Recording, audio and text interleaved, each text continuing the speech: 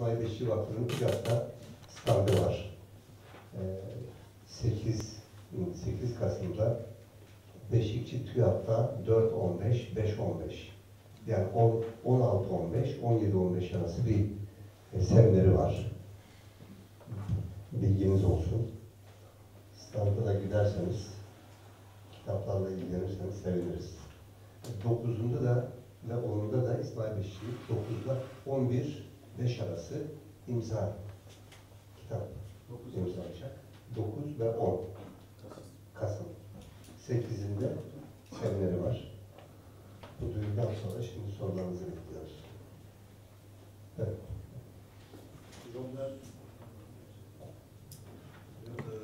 Hocam basında işte İslam Alevi 1500 yıldır baskı altında olduğunu söyledi. Ben aslında ödevimi çok iyi çalışmadım. Yani Alevilikle ilgili çok bilmiyorum. Yani bizim de sadece hem coğrafya olarak uzak olduğu için yaşadığım yerde sadece sokakta, televizyonda duyduğumuz şeylerden ibaret bilgilerim. Şimdi Sayın Hocam şey dedi mesela işte Aleviliğin tarihi referanslarını daha çok İrani diller üzerinden söyledi. Ben açıkçası kafamda netleştiremedim. Yani madem ki yani eğer Alevilik İslamiyet öncesinden hani varsa mesela dini lideri neden Hazreti Ali oluyor? Alevilik kelimesinin etimolojik kökeni nereden geliyor? Yani farkı ne? Ben onu tam anlayamadım. Yani mesela Zerdüşt, yani mesela Yezidiler İslamiyet öncesinden de vardı ama İslamiyet'in baskısıyla bir dini lider seçmediler. Yani bunu tam anlayamadım.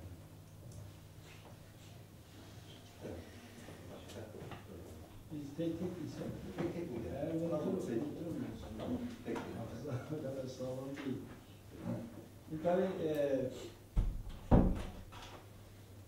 yani Alevilik mesela İsa dersiniz ki İsa'dan bahsettiğinizde Hristiyanlıkta İsa sıfırdan oldu ya da şu tarihte peygamber oldu ya da İslam'dan bahsedersiniz Hazreti Muhammed şu tarihte doğdu, şu tarihte kendisi de peygamberlik geldi.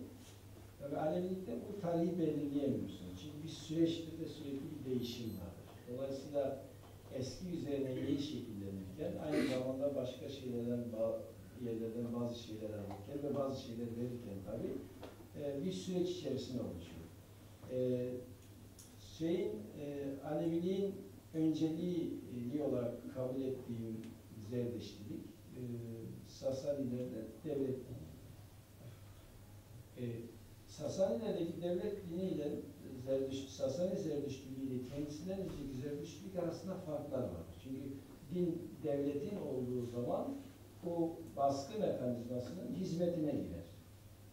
Dolayısıyla resmi devlet dini olduğu zaman. Dolayısıyla o yüzden şeyler mesela o işte bahsettiğim Manizm, Mazdekizm, Hüremist hareketler tabii bunlar büyük filozoflardır. Yani okuduğunuz zaman böyle felsefi olarak Zerdüştülüğü reforme ediyor ama yaptığı şey tam Zerdüştülük de değildir. Yani İsa'nın etkisi altındadır, Budizmin etkisi altındadır, Zerdüştülüğün etkisi altındadır. Dolayısıyla yani orada bir şey görüyorsunuz, bir Zerdüştülük içinden yeni bir yorum, eskisini devam ettiren ama yeni şeyler de katan, döneme göre, ihtiyaçlara göre yeni bir yorum ortaya çıkıyor. Şimdi eğer Aleviliğin siyasal yanı, yani ideolojik, yani din olarak, inanç olarak Zerdüştülük en fazla etkileyen değildir ama aynı zamanda bir de bunun toplumsal yanı var, ideolojik, siyasal yanı var. Oraya baktığınız zaman Zerdüştü olan Sasaniler de bu Aleviliğin önceliğini teşkil eden mazletlere falan baskı uygulamışlar. İşte mesela Mani'yi öldürmüşler. Yani saray önce benimsiyor, Hürmüz falan, sonradan Ardışir onu şey yapıyor, Ardışir diyor ismi neydi? Üçüncü olan Kral onu öldürüyor. Orada baktığınız zaman çok açık şekilde mesela bu ruhun yeniden gelişi, insan-tanrı ilişkisini orada da görüyorsunuz. Dolayısıyla diyebilirsiniz ki işte Aleviliğin ilk şekillenme dönemi, Zerdüştülük içinde onun bazı şeyleri koyuyor. Humanizmde daha da gelişti diyebilirsiniz. Karşı çıkabilirsiniz. Çünkü kesin bir şey yok yani. Ama bu Aleviliğin temelini oluşturan o inançlar, o Zagros şeyi, o dediğim Kirmanşah, Urmiye arasındaki o inançlar, o kültürler İslam'la birlikte doğrudan doğruya onları değiştirip başka bir inanca çevirme baskısıyla karşı karşıya geliyor. Ya Müslüman olacaksın ya kafanı gidecek. Böyle bir ikilemle karşı karşıya kaldı. Dolayısıyla o 1500 yıllık şey İslam'la sınırlı tutarak yuvarlak bir şey var. 1400 yıl olabilir, az olabilir, çok olabilir. Şimdi bir şey çok açık. Yani Alevilik, Ezdilik, Kakailik, Nusayrilik vesaire bu bildiğimiz, saydığımız kimilerinin heterodoks inançlar, bu inançlar köken olarak, şey olarak bunların tarihi kökenleri bu Semitik dinler değil. Yani İslam ya da Hristiyanlık ya da Müslümanlık değil. Bir etkileşim her zaman vardır. Yani diyelim ki Hz. Musa Firavun'la karşılaştığı zaman imtihan söz konusu oluyor. Sırf keramet göstermesi gerektiği zaman asasını yere atıyor, ilana dönüşüyor. Şimdi bugün Dersim ocaklarında her birisinde darık vardır. Darık efsanelerde söylerler. Yani Mehmet Nuri Dersim'i de anlatıyor. Bir yerde diyor ki İstim'de rastladım. İlana dönüşüyor diyorlar. Şimdi bir benzerlik var. Oradan mı aldılar, almadı ayrı ama sonuçta darık kutsaldır, asa kutsaldır. Asanın ilana dönüşmesi. Zerdeş peygamberin bir asası var, bir kartalı var, bir de ilanı vardır. Mağarada 10 sene kalıyor o şeyi hazırlamak için, düşüncesini. Bizde ziyaret ilanları, ev ilanları kutsaldır. Öldürmemek günah. Darık var, şeydir. Kartal zaten mesela Düzgün Baba ve bazı ziyaretleri şey yaparken onun kartalıyla ifade ediyorlar. İşte hediye bazı senin kartalı falan kutsallığı. Aynı kutsallığı şimdi görüyoruz. Ehli Hak'ta görüyoruz. İşte Ayvat Bahçesi'nde Hoşi'nin doğumunu müjdeleyen bir beyaz kartal geliyor. Onu müjdeliyor falan. Yani dolayısıyla bu şeyler var. Bu bir İran derken Fars olmadığını iddia söyleyeyim. Coğrafya olarak İrani kültür. Hatta Aryatik kültür diyebiliriz çünkü Aleviliğin birçok şeyi bu Hindistan'daki Yama şeyleriyle, Yama ritüelleriyle de çok benzeşiyor. Yani Aryatik kültürün iki kolu var. Bir Hindi, bir İrani'dir. Onlar tabii bir yerde birleşiyorlar ama aynı zamanda farkları var. Dolayısıyla bu inanç öz olarak, temel olarak ana şey itibariyle İrani'dir. Ve tabii bu kavga şimdi felsefede İslam'la uzlaşamıyor. Yani insanın tarif edişi farklıdır, insan arası ilişkiler farklıdır, Tanrı'nın rolü farklıdır, insan-Tanrı ilişkisi farklıdır. Yani bir dinin temel felsefi tezleri verebileceği bütün tezlerde farklıdır. Mesela demiyor ki günde şu kadar ibadet edeceksin. Böyle bir mecburiyet yok. İbadet senin gönlündedir. Nasıl edersen et diyor. İstersen bir formla yaparsın, istersen hiçbir formla yapmazsın. Hani bu var ama İslam'da öyle değil. 5 kez namaz kılacaksın. Bu şart. Dolayısıyla yani bu aynı zamanda sadece işte Tanrı-insan ilişkisini dinleyen ilahi şeyler değil, aynı zamanda iki kültürün çalışmasıdır. İşte İslam'ın içinden çıktığı Arap kültürüyle Zerdüştülüğün ve ondan sonraki Aleviliğin içinden çıktığı İran kültürü arasındaki bir çatışmadır. Şimdi mesela Müslümanlar Şiiliği hala kabul etmiyorlar. İslam'ın bir mezhebi olarak kabul etmiyorlar. Yoldan çıkmış bir sapkınlık olarak görüyorlar. Dolayısıyla kat'i helaldir. İslam kabul etmiyor bir mezhep olarak. Bilmiyorum son cümleyi. Ama bugüne kadar kabul etmiyor. Niye? Çünkü Şiilik İrani kültür, İranlılar Müslümanlaşıyorlar ama böyle bir süre sonra bakıyorlar ki o koca İran kültürü yok oluyor. Ve bu olay bir Firdevsi gibi birini doğuruyor. Ondan sonra o İran kültürü üzerinde, İran kültürünü mitolojisiyle, yeniden ayakları üzerinde duruyor. Dolayısıyla İran İslamlaşıyor ama İran aynı zamanda kendi İrani kültüründen birçok şeyi katarak yeni bir form yaratıyor. Şiilik. Alevilik başka bir form. Eski kültürleri. Demek oluyor ki yani bir kültür işte İrani kültür şeyler karşısında bazı şeyler alıyor ama tümüyle kendisini yok ediyor ve yeni bir model ortaya çıkıyor. Tabii Alevilikte dediğim gibi bir sürü şey değişiyor. Yani bugünkü Alevilik şey değil. Hatta ben zaman olsa belki bir gün fırsat buluruz. Bu mesela Dersim yöresi Alevi beyitlerini konu edinen bir sergi yaparız. Çok ilginçtir orada. Mesela 100 yıl önceki Alevi beyitlerinin temasıyla İslam'la ortaklığı, İslam'a atıfta bulunması durumuyla bugünküler arasında fark vardır. Bugün İslami motifleri çok az görüyorsunuz 100 yıl önce ama bugün çok daha ileri derecede görüyorsunuz.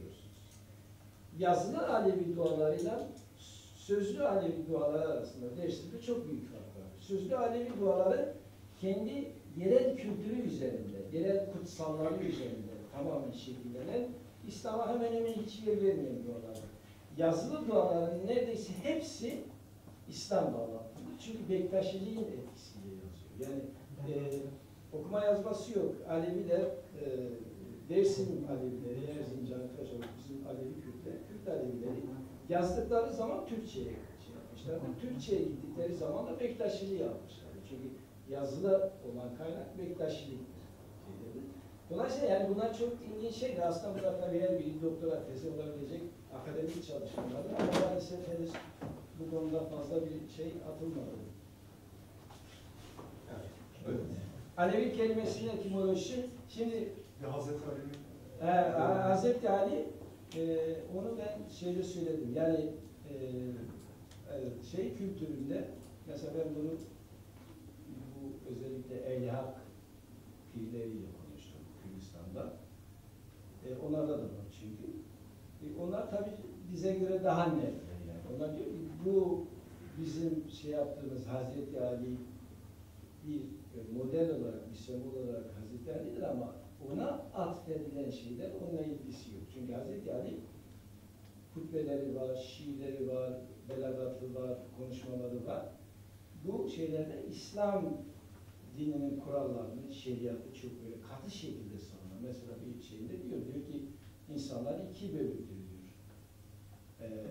Bir bölümü Müslümandır, müminlerdir, bir bölümü sapkınlardır diyor, dinden çıkanlardır diyor.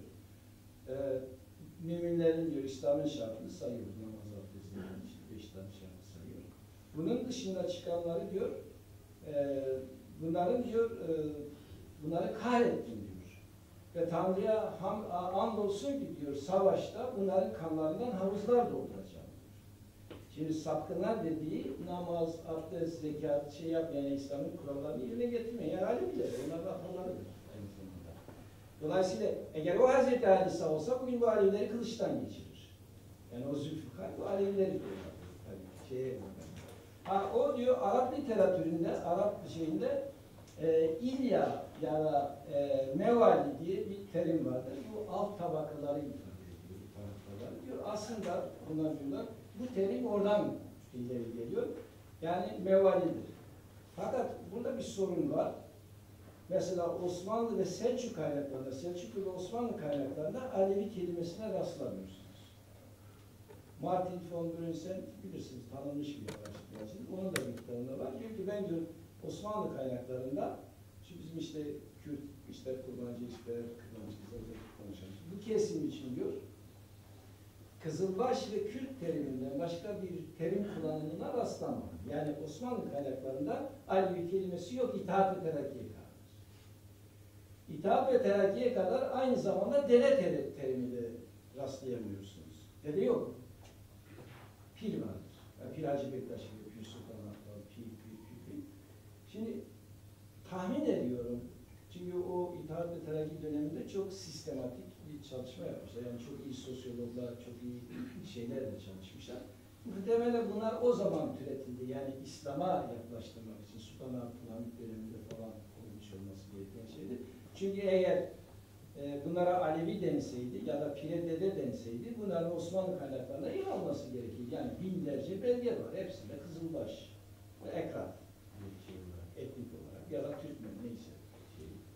Dolayısıyla yani bu Alevi tabi Hazreti Ali bir sembol olarak, bir isim olarak var ama ona atfedilen rol, ona biçilen rol asla Hazreti Ali ile bağdaşmıyor. Bir idol yaratmış. Yani nasıl ki güneşi kutsal biliyor, güneşe Muhammed diyorsa bazı şeyleri de ona mal ederek bir bakıma o tarihi mücadele süreci içerisinde kendilerine bir şemsiye, kendilerini güneşten koruyacak bir şemsiye bulmuşlar. Ben varım Selahattin Ali Alik. Tekim Muzur için çok teşekkür ederiz böyle sunum bize verdiği için. Bu konuda birkaç tane sorum olacak. Birincisi ezgilik ve yaksanlık bir Kürt inancıdır. Ra-Hakiye inancında bu bir Kürt inancı olarak görebilir miyiz? Bunun değerlendirmesini istiyorum. İkincisi bu Ra-Hakiye inancı ile Ermeni Hristiyanlar arasındaki ilişkiler. Orada bir Gavan örneği verdik. Bir de bir Vartivar var. Bizim bu Dersim Alevileri Vartivar'ı kutluyorlar mı veya kutluyorlarsa nasıl kutluyorlar? Üçüncüsü bir yılandan bahsettik. Kitabınızda Dersim'de her ziyaretin bir yılanı var diye bahsetmiştiniz. Bunu biraz açar mısınız? Yani o demin bahsettiğiniz darığı mı yılan olarak göreceğiz? Yoksa yılan, kutsal yılan olarak bütün inançlarda, bütün ziyaretlerde yılan olarak biz pek göremiyoruz. Yani bunu biraz açar mısınız? Şimdi ezdilik Kürtler arasında çıkan, aynı zamanda el-hakları Kürtler arasında çıkan, onlar arasında şekillenen bir inançtır. Ezdilik bugün hala da sırf bir Kürt inancı şeklinde, yani Kürtlerin dışına taşmamış. Yalnız el-hak Kürtler tarafından oluşturulan, temellendirilen, yaşatılan şey ama mesela bugün Azerilerin arasında, Farslarla falan var yani gelişmesi, doğuşu Kürtler arasında çıkan bir inanç ama ona inananlar bugün başka bir halklardan insanlar da var.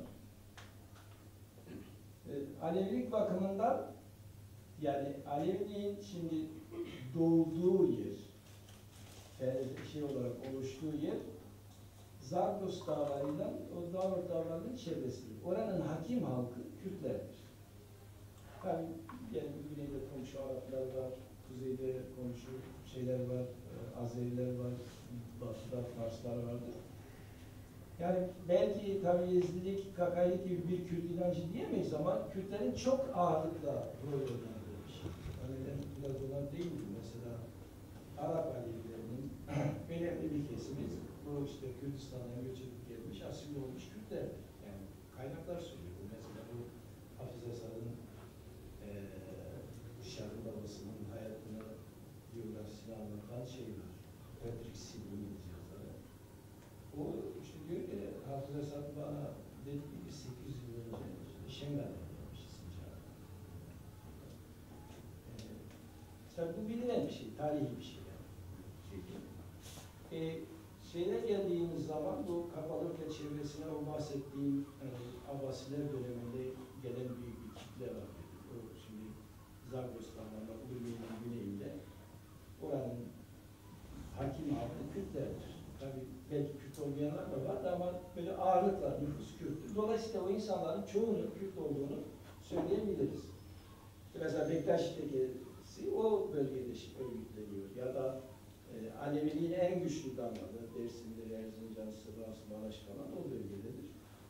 Bağlantısı var. Daha sonra ikinci bir göç dalgası var. Mesela bilinen birden çok dalga var. Bu Şah İsmail döneminde Şah İsmail Kürdistan'daki milli aşiretine karşı bir sindirme harekatı başlatıyor ve Şah İsmail tabii çok gaddarmış yani. Yavuz'dan falan geri kalan tarafı yok. Dolayısıyla o zaman çok büyük bir göç oluyor. Irak ve İran Kürdistan'ından bizim Kuzey Kürdistan'a doğru. Bu tarihçi şey var, İshak Sumuroğlu var. Elazığ Müze Müdürlüğü'nü yaptı. Onun çok güzel bir kitabı var, Haklık Yolları diye. Orada ondan genişçe bahsediyor. Diyor ki, Şah İsmail diyor, bu Ayşe'de karşı tehdit olunca Kuzey Irak ve İran Kürtleri diyor, büyük kitleler halinde göç ettiler, geldiler. Diyor, işte bu Hakkari, Van, Bitlis, ondan sonra Diyarbakır'ın kuzeyi, Elazığ ve Dersim'e yöneldiler. Şimdi Kürt aşiretlerini incelerseniz bu bölgede birçok aşiret var. Aydaran, Allah, Demirhan, Yoldan, Hasenan, birçok aşiret. Bakıyorsunuz Van, Hakkari, Ağrı bölgesinde Kurmancı konuşuyor, Sunni. Bilmiyorum, Diyarbakır'ın kuzeyinde Zazaki konuşuyorsunuz. Dersim'de Zazaki konuşuyor, Alevidir. Sivas'ta Zazaki, Alevidir, Kurmancı konuşuyor. Yani dolayısıyla bunlar akrabalar, aynı aşirettir. Gelirken o göç sırasında bazıları orada kalmış, bazıları buraya gelmiş, bazıları şu tarafa gitmiş. Sonra hakim olan inanç ve lehçe hangisi ise ona yönelmiştir. Kureşanlar aslında Kurmancıdır ama Kureşanlar Dersim'e geldikleri zaman talipleri Doğu Dersim aşiretleri çoğunlukla Kurmancı değil, ya da Zazaki konuştukları için Zazaki öğrenmişler ama Hozat'ta Kurmancı olan Kureşanlar var, Sivas'ta var, Maraş'ta, Adıyaman'dakiler zaten Kurmancıdır. Burada Zazaki konuşan şeyler yok. Dolayısıyla yani demek ki o insanlar geldiği zaman, o göçler olduğu zaman Sünniliğin hakim olduğu bölgelerde Sünnileştiler, Kurmancı'nın hakim olduğu yerde Kurmancıleştiler, Kırmançgil'in ya da Zazaki'nin hakim olduğu yerde Zazalaştılar, Aleviliğin hakim olduğu yerde Alevileştiler. Yani hakim, dominant olan, hakim olan lehçe ya da inanç hangisi ona uydular. Ama soy olarak aynı insanlar. Dolayısıyla yani Alevilik bir Kürt inancıdır dememek gerekir. Ama Kürtlerin bunun oluşmasında birinci derecede rol oynayan bir halk olduğu kesinlikle. Burada bir yere ilave yapmak istiyorum. Şimdi biz bu Rahati inancını, Nusayirliği ve Türkmen Aleviliğini, Bektaşiliğini Alevilik adı altında mı değerlendireceğiz? Yoksa Rahati inancı farklı bir inanç olarak mı değerlendireceğiz? Şimdi tabi Rahati'ye inancın adı değil. Yani inancın adı önce işte o dediğim gibi Hülemistler, Sulcemedan, sonra Kızılbaş, sonra da mesela bizim Nazır'ın ismi Kızıl Kilise, yani kelimeleri büyük. Rahatiye o inancın tarifidir, sıfatıdır, tanımlaması. Bizim insanlarımız kendi yolunu, hani o insanın dört gelişme aşamasının en üstlemesi Rastiye ya da hakikat ve gerçek kapısı olduğu için ona işte gerçeğin yolu diyorlar.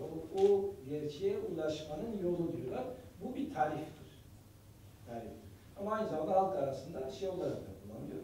Tabii bu elbette bir Aleviliktir. Bunları genel olarak Alevilik adı altında ya da Kızılbaşlık adı altında değerlendirmek gerekir. Ama her birinin kendine özgü farklı yanları vardır. Onu ifade etmek gerekir. Mesela ben İsviçre'de bir toplantıya katıldım. Bunlar söyleyince Türkmen Aleviler vardı. Biraz da rahatsız oldular. Dediler ki biz nasıl örgütleneceğiz? Dedim ki federasyon şeklinde örgütlenirsin. Yani her bölge kendi içinde örgütlenir. Sonra üst kurullar oluşturursunuz. Sonra dedim eğer Aleviler şey yapmak istiyorlarsa böyle bilimsel kriterlere göre çalışan kurullarınızın olması gerekir. Yani din adamı yetiştireceksin. Din adamı yetiştirirken Kürtçe konuşanı Türkçeyle, Türkçe konuşanı Kürtçeyle yetiştirmemek gerekir. Yani çünkü ritüel kendi dilindedir. Yani bir adama dini ritüellerini bırak, o başka dildeki ritüelleri öğren denmez.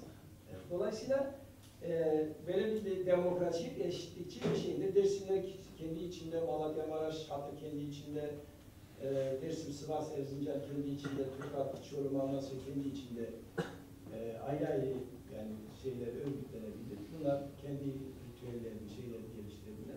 Aleviler bir Alevi kurumu oluşacaksa sonra bir çatı örgütü oluşturabilirler.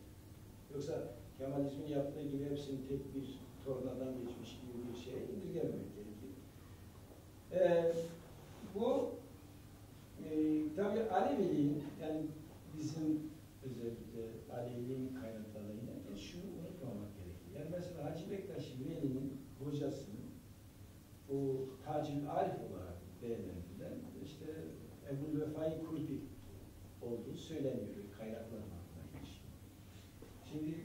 Baba Tahir var şeyde. Herdaman'da. Baba Tahir Herdaman'da. Dolayısıyla şimdi bakıyorsunuz ki mesela o 1000-1200 yıl öncesine baktığınız zaman önemli bir kısmı kadın olan çok güçlü şairler vardır. Ve bu dini inançların şekillenmesi o şiirlerden bağımsız düşünülemez. Yani bir Baba Tahir Evramani ele almadan, o dönemdeki o şiiri ele almadan, o dini şiirleri almadan, şey yapmadan Alevi'nin kaynaklarını açıklamak zordur. Dolayısıyla mesela Hacı Bektaşi Veli şeyde vilayetnameye göre Kürdistan'a giden, orada görüşen, şey yapan falan. Yani demek ki orada o Kürdistan bölgesi bu inançların felsefi, ideolojik ve yani bir mücadele bakımından bir merkezi durumundadır ki bu pirler hep oradan geçip, oradan eğitimden geçerek geliyorlar, şey yapıyorlar. Dolayısıyla yani Kürtlerin bu konuda rolü elbette belirleyicidir ama Alevilikte sonuçta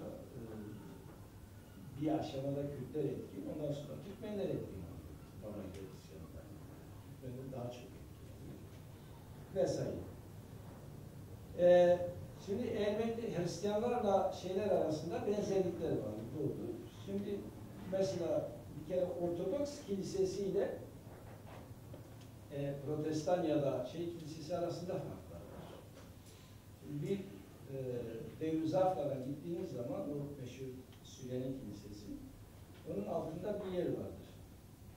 Oraya gidiyorsunuz, oraya özel olarak yapılmış bir yer. Oranın böyle küçük bir penceresi var. Bu mesela pagan zerdüştlerinin ibadethanesidir. Şimdi adam tabii ama açık söyledi. Dedi ki yani sadece Müslümanlar bizim kiliselerimizi cami yapmadı.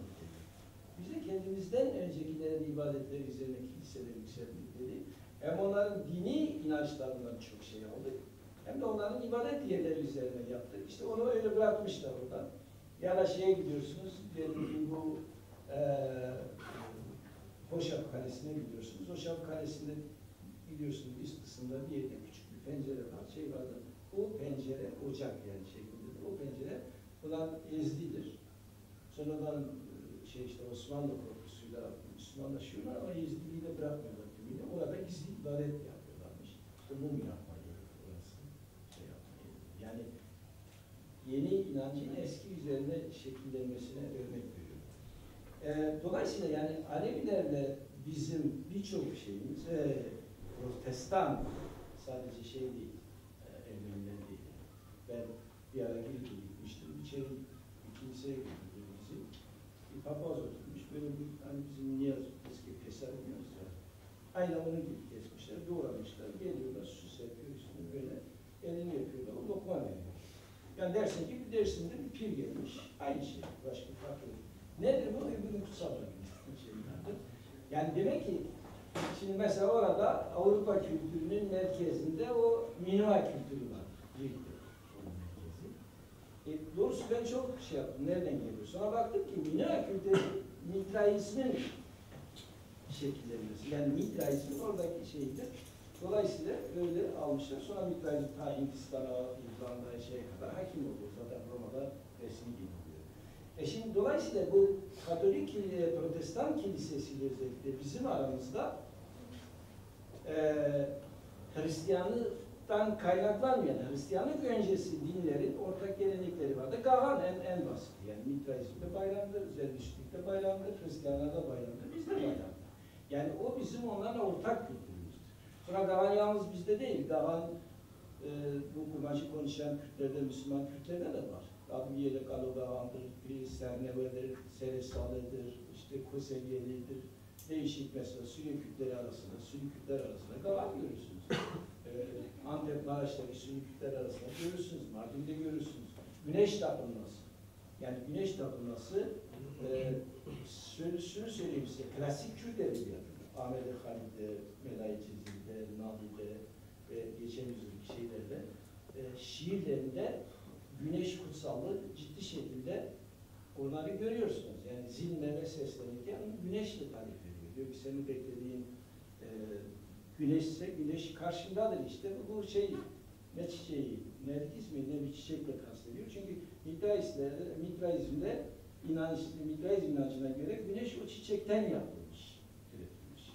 Ve zin güneşi, kendisini güneş yerine koyuyor. Memo diyor ki işte Memo, güneş karşındadır.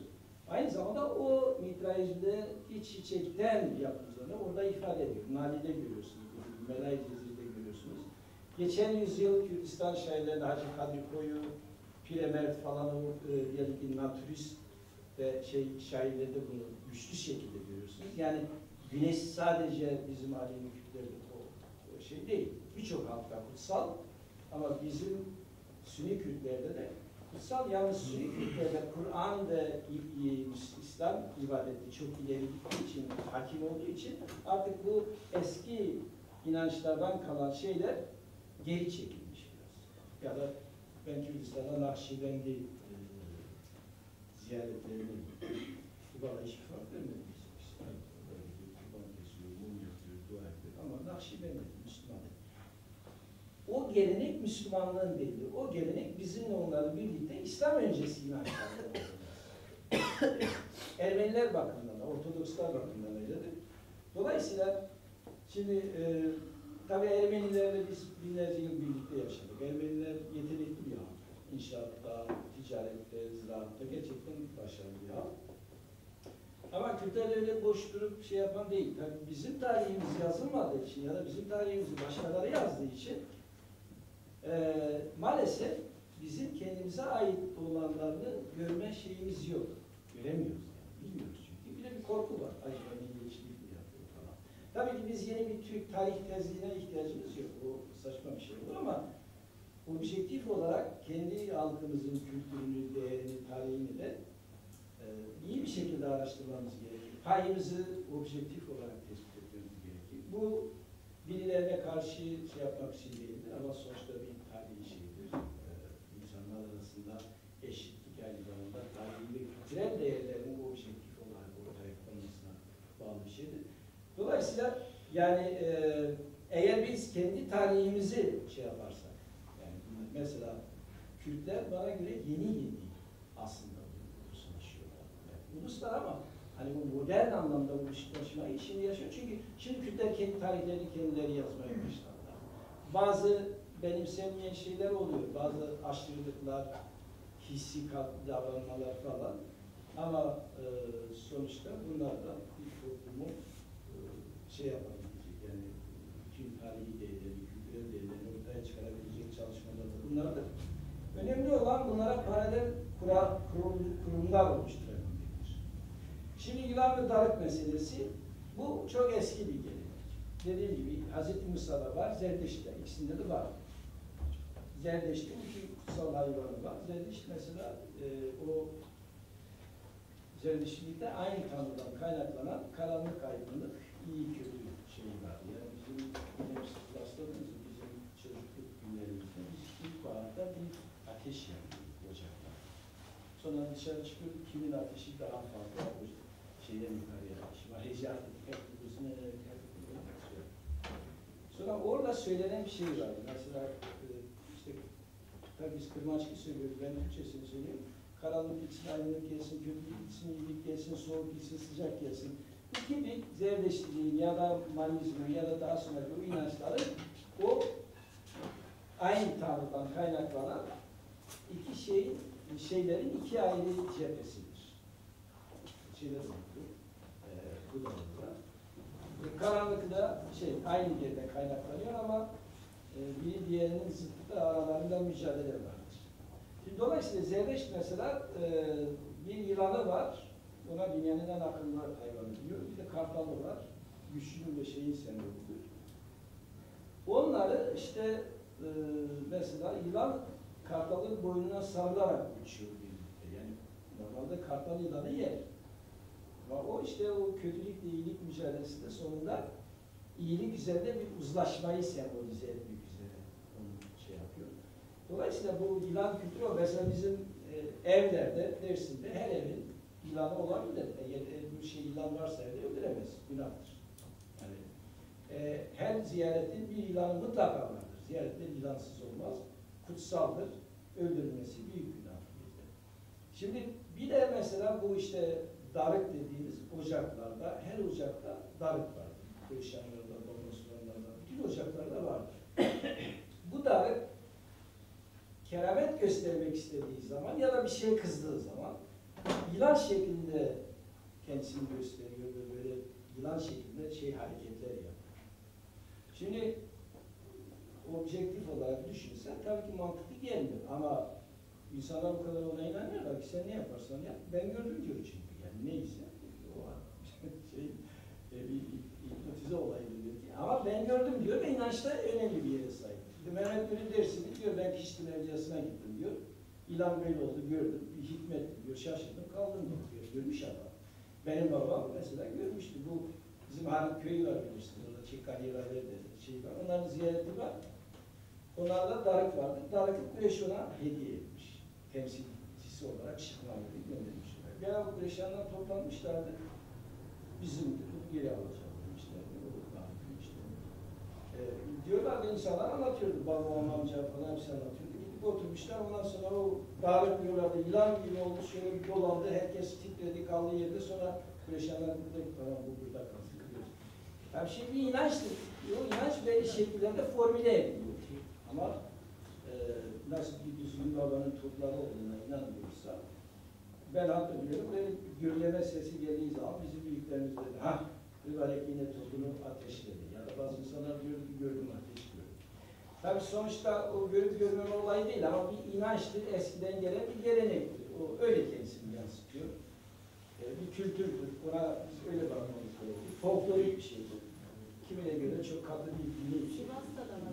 Sadece Dersim olan şey Sivas'ta da Beyda'nın ve şeyin karşılığı toplandığında işte o da onlar bizim sol cenab-ı. Bağışlayın, adım Nesip Uzun. Bu Kureşan kavramını biraz sizden algılamak istiyorum. Bildiğimiz gibi Kureşanlar bir Arap kabilesi değil mi? Hala bizde de geleneğinde işte biz Kureşanlardan geliyoruz. Şimdi bu Araplar sonuçta bir peygamber kabilesi. Kürtlerle ya da Türklerle, Türkmenlerle bunların ne bağlantısı olabilir? Bu efsaneyi biraz açabilir misiniz? Şimdi bir kere Selçuklular döneminden başlayarak bu Selçukluların işte Bizanslara karşı bölgeye hakim olması döneminde şeyleri vardı. Yani oraya gelmişler, iktidar kurmuşlar ama kitleye nasıl hakim olacak? Ama 1299 nerede? 1071 nerede? 500 Ben Selçuklulardan bahsediyorum. Bunlar bir süreçtir yani. Her ülkede olmuyor zaten. Şimdi dolayısıyla mesela bu şeylerle devletlerle halk arasında bir uyumsuzluk var. Bir kere bu bir ittifak olayıydı. Yani bir imparatorluk birine o bölgede varsa, evliyaysa, pirse, siz imparatorluksanız adam vergi alıyor halktan, pir. Yani çıralık alıyor. Ben onu sormadım. Yani Ben geleceğim oraya. Şimdi imparatorluksanız kendi imparatorluk sınırlarınız içerisinde sizden ayrı birilerinin bu çıralık ya da şeyh hakkı ya da şu vergi almasına göz yummazsınız. Çünkü devlet olmanın karakterine diyorsunuz. Dolayısıyla ona yani ya baskı uygulayıp yok edersiniz ya uzlaşırsınız. Baskı uygularsanız karşınızda rakipler vardı. Çok pekala o taraflara gidebilir. Onun için devletler bunlarla uzlaşma yoluna gitmişler. İşte onu meşrulaştırmışlar. O pirin o bölgede işte çıralık toplamasını, tarihleriyle ilişkilerini kabul etmişler. Ancak bu kabullenmede bir sıkıntı var. Daha sonra özellikle Osmanlı döneminde sıkıntı var. Yani bu insanların diyelim pirin şeyi nedir peki? bir yere ait hissederek önceye mi alıyor? Nereden geliyor? Yani niye bu adam pirlik yapıyor da insanlardan çıralık alıyor falan? Ona bir formülasyon Hazreti Muhammed'in soyuna bağlama, kutsal bir soya bağlama operasyonu. Sonradan zaten çok dejenere edilen şey. Yani etnolojik olarak bir anlamı, derinliği ve içeriği olmayan bir efsane mi? Yani bir ekonomik şeydi daha çok, bir ilişki, sosyal ilişki içinde. Şimdi tabii Kureyşanlar diyelim ki Alevi pirlerin toplumsal fonksiyonları, toplumsal rolleri, varlıkları İslam kurallarına terstir.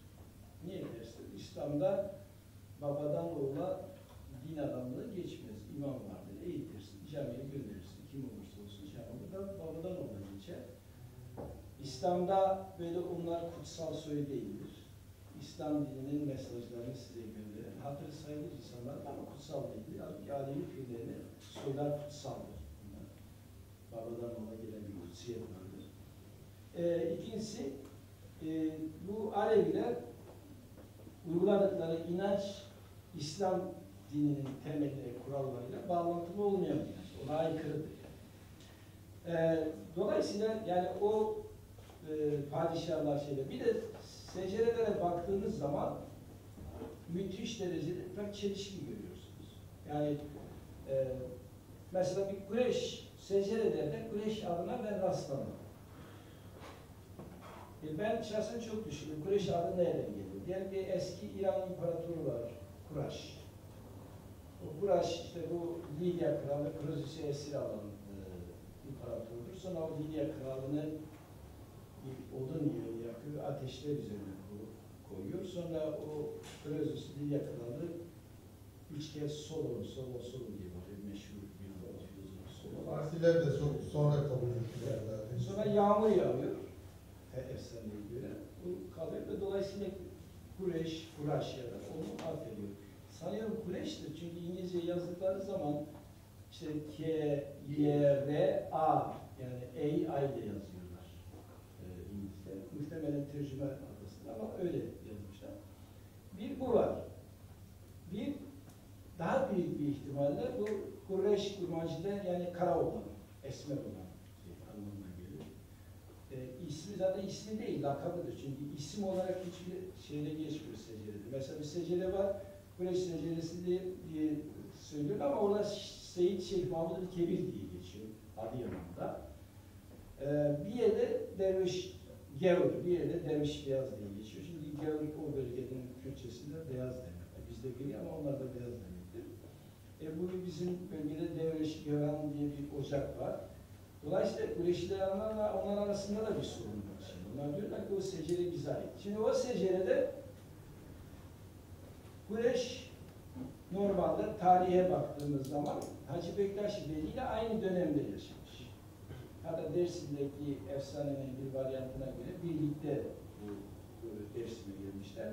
Sonra Hacı Bektaş Veli onu bırakıp işte Kapadokya'ya gitmiş, kiliseye sığınmış falan.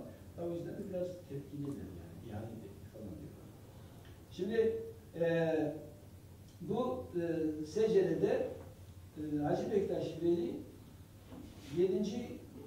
İmam Musa-i Kazım'a, tabi oradan da Hazreti Muhammed'e Hacı Bektaş Veli. Kureyş'te, şimdi Kureyş'in atası Hacı Bektaş Veli, Hacı Bektaş Veli'nin atası Musa-i Kazım, Musa-i Kazım'ın atası Hazreti Muhammed yani Hazreti o Eyyub Bey.